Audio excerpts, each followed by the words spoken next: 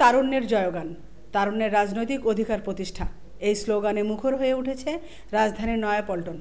যদিও বিএনপির কেন্দ্রীয় কার্যালয় ঘিরে অনুষ্ঠিত হওয়ার কথা বিভাগীয় তারুণ্যের এ সমাবেশ, কিন্তু বিএনপির কেন্দ্রীয় কার্যালয়ের সামনে থেকে শুরু হয়ে তা বিস্তৃত হয়ে পড়ে কাকরাইল থেকে আরামবাগ পর্যন্ত।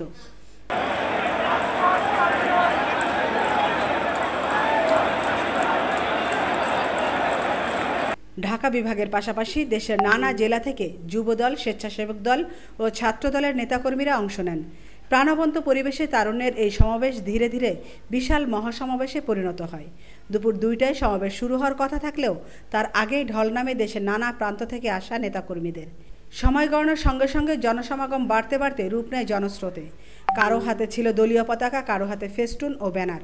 অনেকেই দলীয় স্লোগান দিতে দিতে নাচ গানে সমাবেশে নতুন মাত্রা যোগ করেন।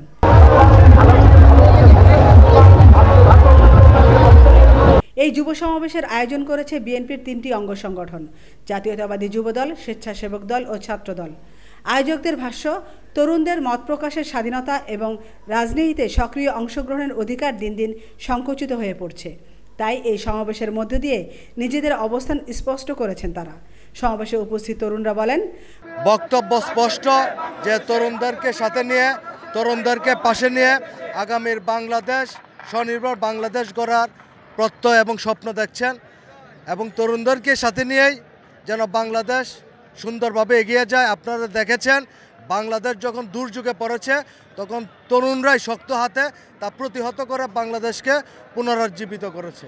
দীর্ঘদিন লড়াই সংগ্রাম করেছে, দীর্ঘ 17টি বছর তারা এই তারুণ্যের সমাবেশে যোগদান দিয়েছে এবং আমাদের একটাই স্লোগান, সেই স্লোগান হলো বাংলাদেশের গণতন্ত্র ফিরিয়ে দেওয়া, বাংলাদেশের ভোট ও ভাতের অধিকার ফিরিয়ে দেওয়া, বাংলাদেশের মানুষকে এম্পাওয়ার্ড করা, বাংলাদেশের মানুষকে ইকোনমিক্যালি এম্পাওয়ার্ড করা এবং বাংলাদেশকে একটি সুষ্ঠু, সুন্দর, ক্রেডিবল, অ্যাকসেপ্টেবল ইলেকশন দেওয়া। এটাই হলো আমাদের তারুণ্যের সমাবেশের সবচেয়ে বড় স্লোগান। ভোটাধিকার প্রতিষ্ঠা এবং দেশে গণতান্ত্রিক ধারা পুনরুদ্ধারে তারা অঙ্গীকারবদ্ধ। নির্বাচনের রোডম্যাপ নিয়ে সময়ক্ষেপণ এবং দ্বিধাদ্বন্দ্ব বন্ধের দাবি জানান তারা।